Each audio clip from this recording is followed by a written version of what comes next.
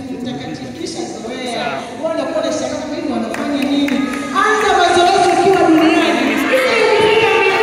Usibaki unashangaa kama mambo yanashangaa dunia. Bwana Yesu asifiwe. Karibuni kwenye ibada ya neno. Kutana wetu wa Krismasi. Nijitambulishe basi kuna wageni. Au unanifahamu? Au unanitambulisha baba? Nimeambiwa jioni. Bwana Yesu asifiwe kanisa la Mungu. Tunaendelea kuangalia habari za mtoto Yesu au kumbukumbu ya mtoto aliyezaliwa. Kuzaliwa kwa Bwana Yesu Kristo ambaye alizaliwa kwa kusudi la kuokoa wanadamu pamoja na dhambi zake. Jana tuliangalia utangulizi wa ufupi, lakini leo tutapita somo la jana kwa ajili ya wale ambao hawakuwepo. Mpango wa mtoto Yesu kuzaliwa ulitokea au ulianza mahali baada ya Mungu katika bustani ya Edeni. Adamu na Eva walipomtenda dhambi Mungu, wakajitenga na utawala wa kimungu. Mungu akawafukuza katika bustani ya Edeni, wakatoka kwa sababu walikataa kuishi kwa kuongozwa na utawala wa kimungu. Walipofukuzwa kutoka kwenye bustani ya Edeni, ndipo mpango wa mtoto Yesu ulipoanzia, ili arudi kuja kutengeneza mahusiano ya mwanadamu pamoja na Mungu ambayo yametokea baada ya anguko. Ndipo mwanamume Yesu anazaliwa katika tumbo la mwanamke Mariamu akiwa mtoto pekee. Ni mtoto ambaye anatokana na uwezo wa kimungu, si kwa damu za mwanadamu na wanadamu, lakini amekuja kwa kusudi na kazi moja ya kurudisha mahusiano ya mwanadamu pamoja na Mungu, yale ambayo yamepotea baada ya anguko. Bwana Yesu asifiwe. Jana kwenye ufunguzi tuliangalia sifa kuu 5 za mtoto aliyezaliwa. Kwa kuwa tulikuwa na wanafunzi mtanisaidia. Sifa ya kwanza ilikuwa inasema nini?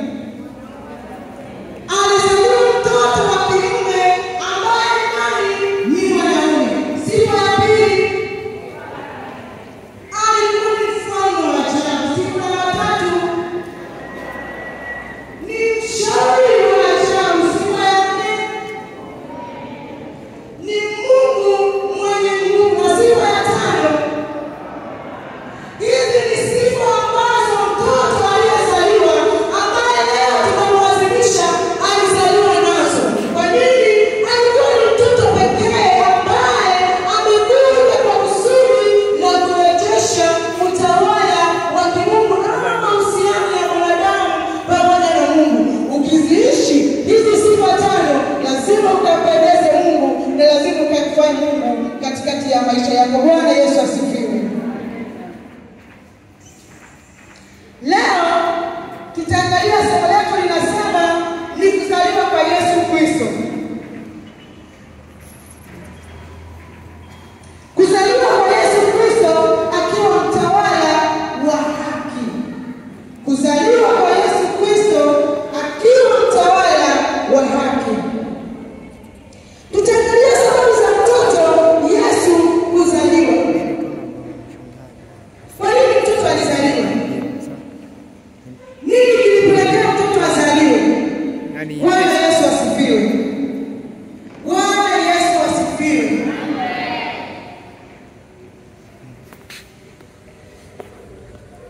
Wakati mama yake tumbo lilipokuwa na kuzidi na wakati wa kujifungua ulipofika, ndipo akaanza kuhangaika kutafuta mtoto wapi atazaliwa. Mtoto akazaliwa katika hori la kulia ng'ombe.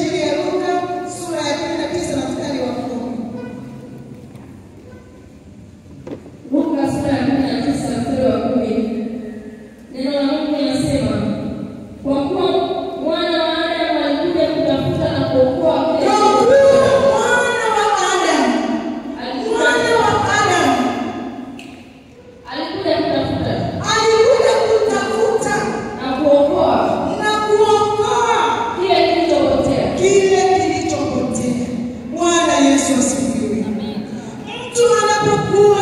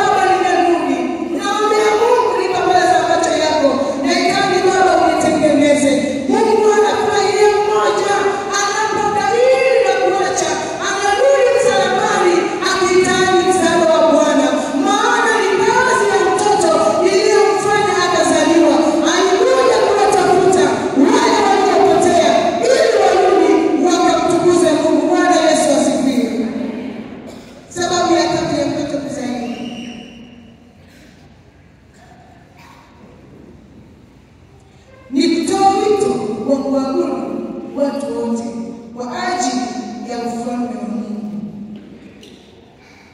Alikuja kutoa wito wa kutubu. Nimesema kuabudu sana. Kutoa wito wa kutubu watu wote kwa ajili ya ufalme wa Mungu. Wito wa toba ni mtoto aliletwa kwa Mungu. Bwana Yesu asifiwe. Mathayo sura ya 4 mstari wa 17.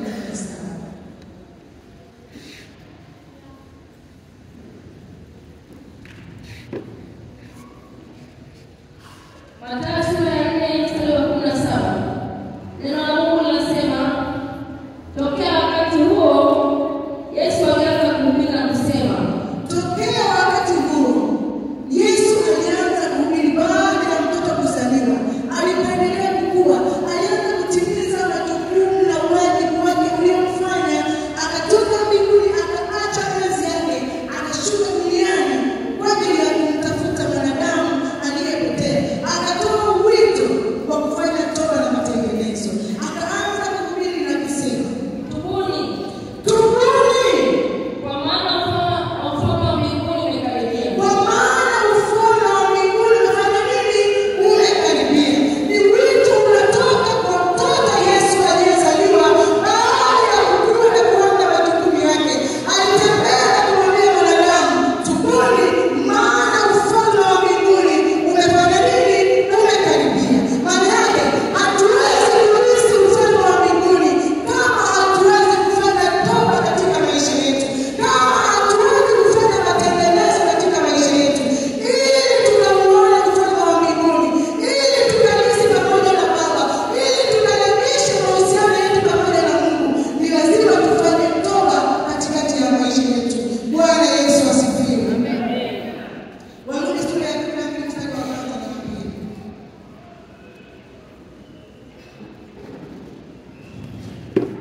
Warumi sura ya 12 mstari wa 1. Basi ndugu zangu na wasihi kwa huruma zake Mungu, itoeni miili yenu iwe dhabihu. Tunakumbushwa kuitoa miili yetu ikawe dhabihu Iliyo hai takatifu, iliyo hai, takatifu, ya kumpendeza nani? ya kumpendeza Mungu. Ndiyo Ndiyo ibada yenu yenye maana. ibada yenye maana mbele za Bwana. Wala msifuatishe namna ya dunia hii, Wala tusifuatishe namna ya dunia hii, bali mgeuzwe kwa kufanywa upya. bali tugeuzwe, tufanywe upya, tukamlingane Kristo, tukamfanane Kristo. Huyu Mungu ambaye mtoto aliyezaliwa, yeye ni mtakatifu wa watakatifu. Kwa hiyo ili tukageuzwe na kumfanana Kristo, Baba anatamani kila mwanadamu akafikirie toba na kufanya mwili wake kuwa hekalu la nani? La Mungu. Nia zenu Ndiyo. mpate kujua hakika mapenzi ya Mungu yaliyo mema, Amina. ya kumpendeza na ukamilifu. Amina. Bwana Yesu asifiwe. Bwana Yesu asifiwe. Sababu za mtoto kuzaliwa ni kuja kumtafuta mwanadamu aliyepotea ili kurejesha mahusiano yake pamoja na mwanadamu. Kuna wakati kwenye Biblia watu wengi huwa wanajisifia na kutoa roho na mstari unaosema Bwana akachukulia akaona duniani hakuna hata mmoja. Mimi niwaambie hivi, pamoja na kwamba tunaishi kwenye dunia yenye changamoto nyingi, lakini bado duniani hapa hapa kuna watakatifu ambao Mungu anajivunia kwao. Pamoja na kwamba unaweza kujitia moyo na kuona kwamba hapana, Mungu hawezi kuichoma hii dunia. Maana ukiangalia unaona kabisa karibu watu wote wanaozunguka wanafanya nini? Unasema hivi, kwani Mungu akija atapata kabisa hata mmoja? Nakwambia hivi, duniani Mungu ambapo pamejawa na uovu wa kila aina, pamejawa na uchafu wa kila aina, bado kuna mwanadamu mmoja ambaye ni mtakatifu, na Mungu anajivunia kwa ajili yake, na Mungu anamsikiliza hata kama akiomba. Kwa hiyo nikushauri mpendwa, tunapoendelea kuadhimisha sikukuu ya Krismasi, tamani kuwa mmoja wa watakatifu walioko duniani. Bado inawezekana. Bwana Yesu asifiwe.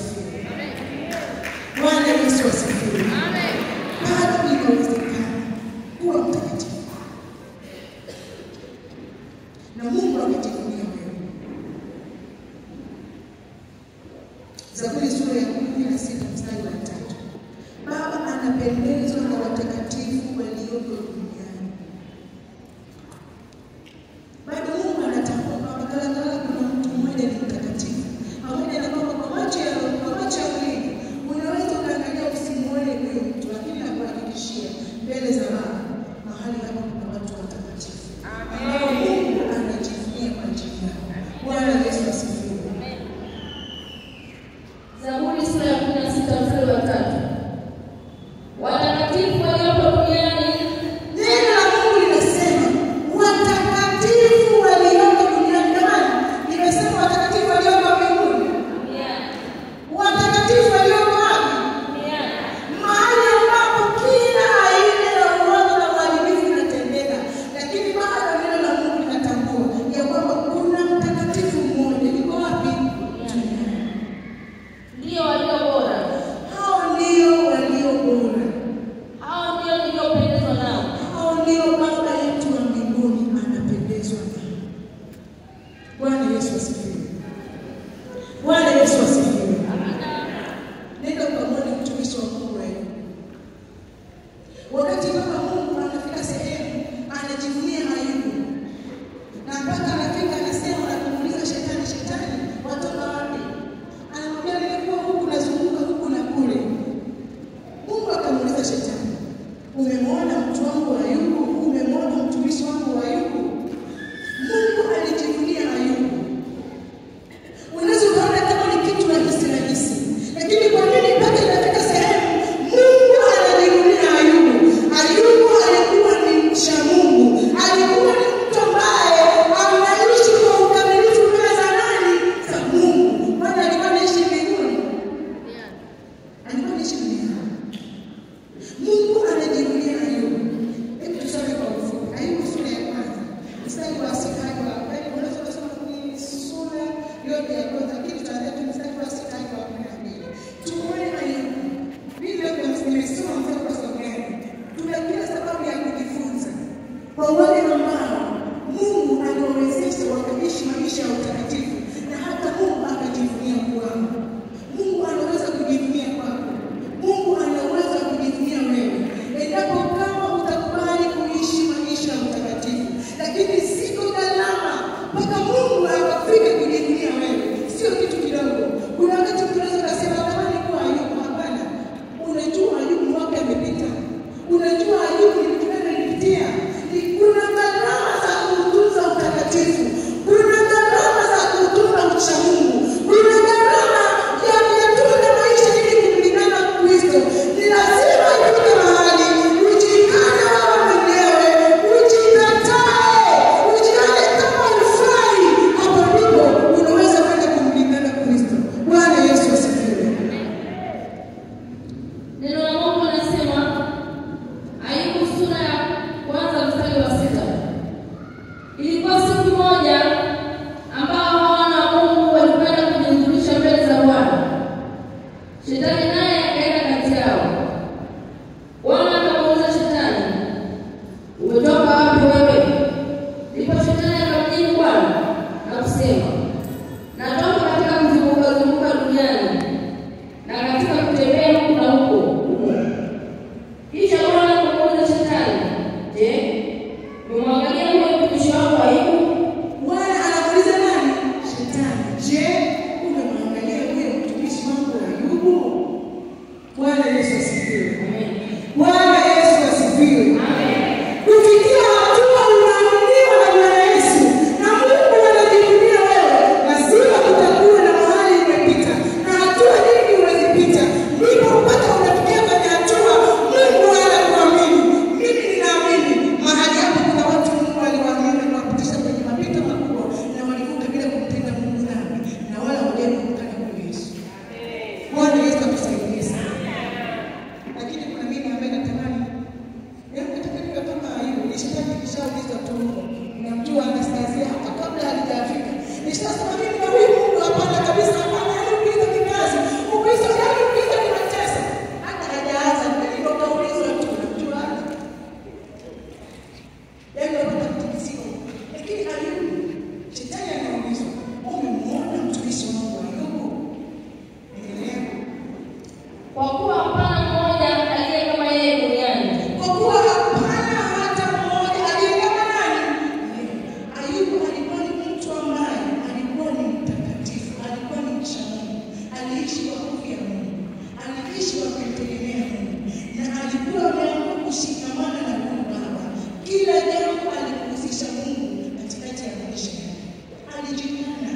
Sio kwamba Ayubu hakuweza kuwa mbele, Ayubu alikuwa anaweza, lakini alikubali kuyakabidhi maisha yake kwa Bwana. Sio kwamba Ayubu hakuweza kufanya ambayo alipita machoni pake, aliweza kutamani kuyafanya, lakini aliamua kujikana na akaamua kushikamana na Mungu. Endelea. Mtu mkamilifu na mwelekevu Anauza shetani. Umeona Ayubu ni mtu mkamilifu na mwelekevu. mwenye kumcha Mungu na kuepukana na uovu. Mwenye kumcha Mungu na kuepukana na nini? Na uovu. Ndipo shetani akamjibu Bwana na kusema, Ni shetani ikaanza kujieleza mbele za Bwana. je, huyo Ayubu yuamcha Bwana kweli? Huyu Ayubu unadhani kama anatoa kule? Unadhani kama ni kule tu alikuwa anaishi maisha mtakatifu? Sio kule.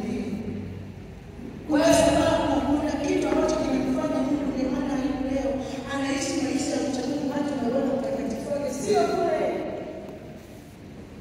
Wewe umemzingira kwa ukingo pande zote pamoja na nyumba yake. Wewe umemzingira. Maana yake tukifika hapo, shetani anatambua na kuona urithi wa Mungu kwa mtu anayemtegemea Mungu. Bwana Yesu asifiwe. Amen. Na ndio maana hata mtu mcha Mungu, hata kama wakimtafuta kwenye ulimwengu wa roho, wakiwa na uganga wao, wakiwa na uchawi wao, wakiwa na ulozi wao, ninakwambia hivi, hawatakupata majina ya Yesu Kristo. Nataka niwape ushuhuda moja kidogo leo na historia nini tukiwa kwenye utumishi mahali na pale kwa hifadhi kwa sababu ya heshima zake, wanaweza kushangaa kitu kidogo. Nikaenda kutoka huko na sisi na wapenda matakota. Tukiwa katika kituo kile, mimi Bwana huwa namshangaa tu. Nikawa nashangaa nao tandogo mbaya. Sasa na hizi vitu zinatoka wapi? Alafu nikikaa nyumbani kwangu nikiwa nimekaa pale nje, mimi ninakosa amani. Mwili wangu unakosa nini? Amani. Napata mwili zinakimbia. Mwambie Mungu nataka kunionyesha nini? Mungu nini kinaendelea ndani yangu? Niwaambie kitu. Mungu wetu ni mwaminifu sana. Hawezi akaruhusu kitu kikatendeka kwa mtu anayemtegemea bila kumpa taarifa. Sema kingine ambacho kinakupoteza. Kuna wakati Mungu husema na sisi kwa muda ambao hatuelewi. Tukiwa ni kitu kinafanya hivi kumbe ndio kile kitu kinachofanya nini? Lakini Mungu hajawahi kuachilia kitu. Na hususan kitu kibaya kama kitu kwa mwanadamu anapata. Mungu lazima akutumishi, anapata nini? Siku moja usiku ndio nikamata. Mimi kama nimechimbiwa kaburi. Alafu nazikwa mimi. Alafu nazikwa tu nyuma ya nyumba. Hapo kumbe na mfululizo wa kama wiki nzima, yaani sina amani. Unajua? Yaani kuna wakati hatumpi Mungu nafasi ya kuzungumza na kumtafasiri kwa sababu tumekosa utulivu kwenye maisha yetu. Tumejikuta tuna mambo mengi yanatuondolea utulivu wa kumsikiliza Mungu anataka kusema nini kwenye maisha yetu. Mungu anaachilia ujumbe wetu mapema. Mungu anakusemesha mapema, lakini kwa sababu akili yako umejaza vitu vingi, moyo umeujaza mambo mengi, umebebelea watu chuki, una hasira na watu, na mpaka unakwenda waza Mungu anakusemesha na kukumbuka itapata leo mfano anasema kwa Mungu anataka kusema na wewe.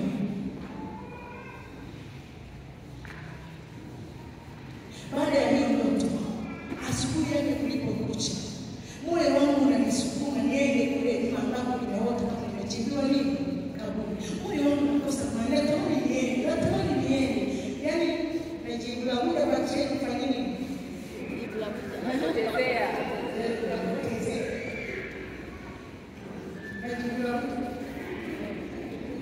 Lakini moyo unapata nini? Msukuma niende.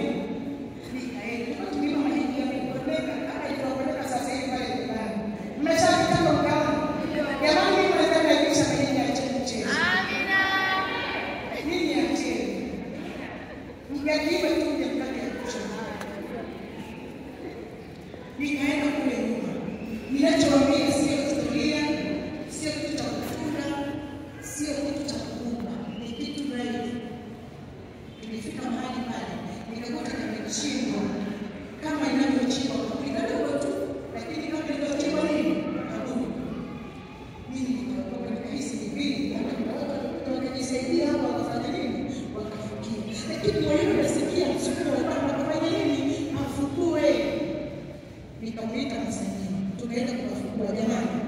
tulikuta kioo kipi, nikakuta kisu kipya, nikakuta kitambaa cha tetroni. Nadhani mafundi wanaweza kufahamu kama yoshika kwa kwenye nguo. Vitambaa ambavyo wanatumia na kwenye sana kimefungwa kile kioo. Unaona? Maana yake ni nini? Katika ulimwengu wa roho ni watu ambao walikusudia mimi kumaliza. Na kama nisingekuwa na ulinzi wa kimungu mimi ningesha maliza. Maana yake waliniita wakati mimi ninaota, wakati mimi nakosa amani, niliitwa. Wanadamu huwa unaitwa hata kama watu wakaenda kwa hiyo kwa Dar es Salaam, wewe utaenda tu. Kitakachokufanya ubaki salama ni Mungu kwa na wewe. Amina. Kwa Yesu. Amen. Kwa hiyo mimi niliitwa, nikaenda na kile kitu kadhaa na walitumia kukichora, sikuwa wanachagua. Hebu tuwaulize wanaofanya na wewe wanafanyaje? Sasa nimefanya kama uelewe kweli. Yaani mmoja anashangasha kwa atushuhudie. Baba wewe inakuwaje? Wewe inakuwaje? Nani anaweza kufanya kama hivi? Kwa ushida kidogo tu nani? Pamoja ni tunanaje? Jamani mnaogopa kusikia wakati tumeshuhudia kusikia kufahamu wetu. Lakini tuwaliseni kwamba mtu huwa anaitwa kwenye kile kioo kwa kutumia ibada za kwanza kishana na kigani. Sura ya mtu inatokea. Na ukishatokea hivyo, wanachagua ni wapi wanakumaliza. Kama ni kisu cha utosi unachoma kwenye kioo. Na ukishachoma hapo unatokea utaonekana dhahiri mtu wa kwako. Utauma kitu utakufa. Ukichoma tumbo utauma tumbo utakufa. Yaani watakufanyia hicho chochote wanachokusudia kufanya. Lakini mimi naambia hivi, Mungu anajivunia watakatifu waliokuwa mtiani. Kwa sababu Mungu anakutetea. Kwa sababu unakubali kuishi maisha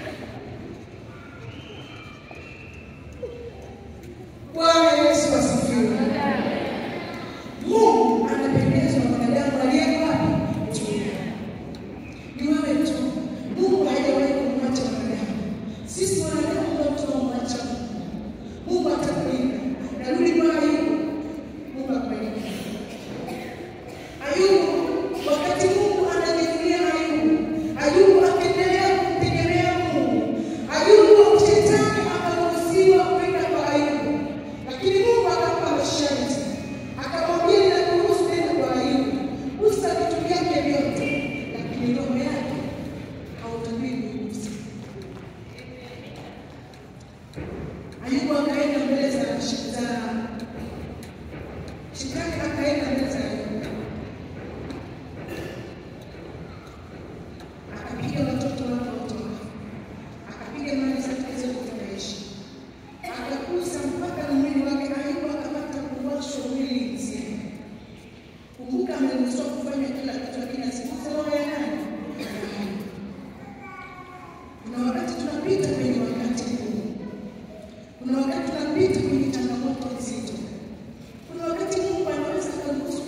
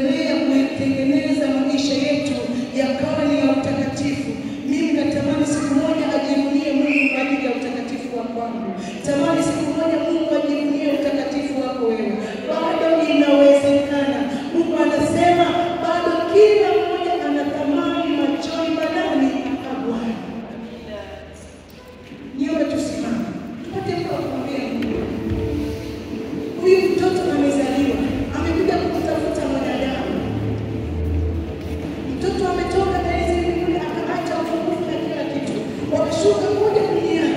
Lengo la kusudi ni mwanadamu atengeneze mahusiano yake pamoja na Mungu. Natamani kufanana nawe, natamani kufanana nawe, siku zote za maisha yangu.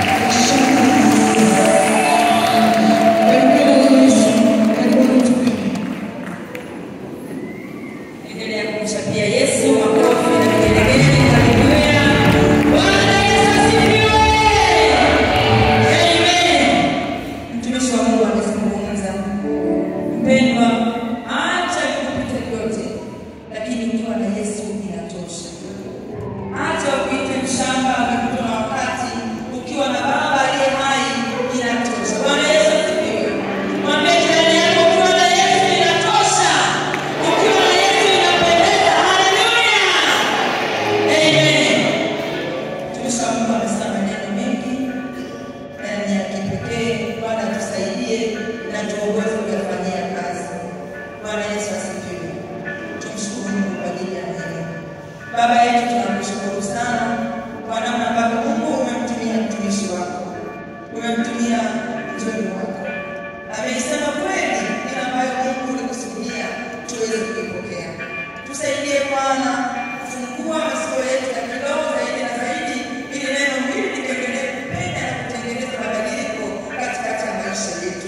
Tunatamani Baba, na tunapotazama hapa duniani kuangalia watakatifu wako Baba, sisi tuonekane katika macho yako, ili Mungu tuendelee kumjua wewe katika roho na kweli, na wewe Kristo ukatangaze pote na mahali pote ambapo mtu atakanyaga Kristo, tukakuonyeshe wewe, tukakuwakilishe wewe.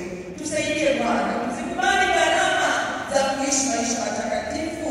Kila mmoja wetu Bwana aliyepokea na kusikia neno hili Baba, akazikubali gharama. Zipo gharama za kuchekwa, zipo gharama za kusema ovyo, zipo gharama za kuambiwa na kielele, lakini Mungu tunakubali haya yote ili bali tukuwakilishe wewe. Tunakushukuru Bwana kwa ajili ya neno lako hili.